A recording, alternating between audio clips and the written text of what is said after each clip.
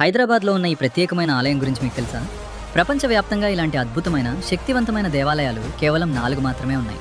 అందులో ఒకటి మన భాగ్యనగరమైన హైదరాబాద్లోని అయోధ్యనాథ్ మందిర్, శాస్త్రిపురంలో ఉంది. ఈ ఆలయ ప్రత్యేకత ఏమిటి? ఈ ఆలయంలో ఉన్న ప్రధాన విగ్రహం ఏకశిల. ఆ ఒక్క రాయిపై 1 లేదా 2 కాదు, 30కి పైగా దేవతామూర్తులు చెక్కబడి ఉంటాయి. చూడగానే మొత్తం రామాయణ గాథ మరియు వైకుంఠం కనిపిస్తాయి. ఇలాంటి ప్రత్యేకమైన శిల్పాలు ప్రపంచవ్యాప్తంగా కేవలం 4 చోట్ల మాత్రమే ఉన్నాయి. తూర్పు భారతదేశంలో పూరీ, పడమరలో గుజరాత్, ఉత్తరంలో అయోధ్య, దక్షిణంలో మన భాగ్యనగరం శాస్త్రిపురం, హైదరాబాద్.